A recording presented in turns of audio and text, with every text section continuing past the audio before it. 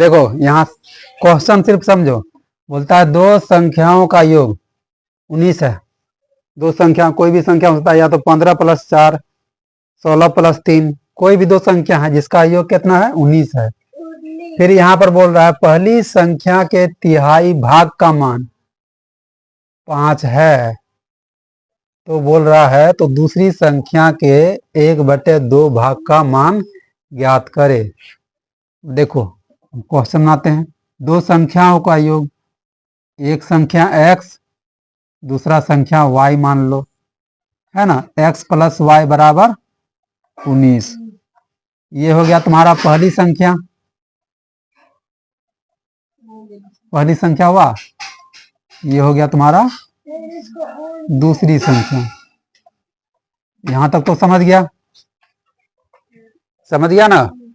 अब देखो बोल रहा है, यहां फिर बोल रहा है पहली संख्या के तिहाई भाग का मान कितना है 5 है।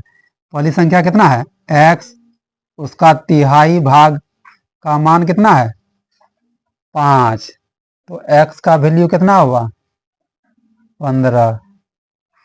मतलब पहली संख्या क्या निकला 15। दूसरी संख्या नहीं निकलेगा। हाँ, अब देखो x + y, तो x का वैल्यू तो 15 निकल गया, प्लस y = 19, तो y बराबर क्या हो गया 19 - 15 = 4। दूसरी संख्या क्या निकला, नहीं निकला आराम से दूसरी संख्या।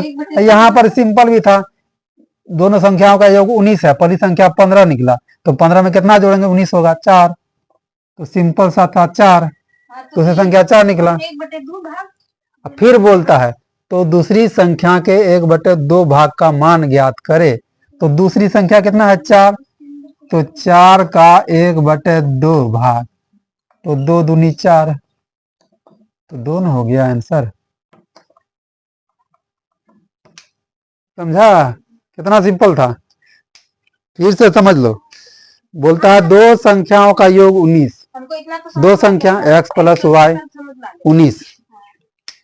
फिर बोल रहा है पहली संख्या के तिहाई भाग का मान।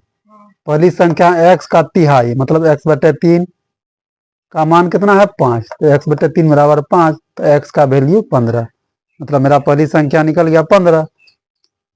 यहाँ से भी डायरेक्ट हम निकालते, पहली संख्या 15 है, दोनों का योग 19 है, तो दूसरी संख्या 4 होगा। तो देखो x का मान कितना ला, पहली संख्या 15, तो यहाँ हम 15 पुट कर दिए x का जगह में, 15 + y = 19, तो y बराबर ये उधर चल जाएगा तो माइनस हो गया, 19 - 15 4। पहली संख्या 15, दूसरी संख्या 4। फिर बोल रहा है तो दूसरी संख्या के 1/2 भाग का मान, तो दूसरी संख्या 4 है, उसका 1/2 भाग का मान, तो 4 का 1/2 = 2। आंसर था ना, कितना आसान।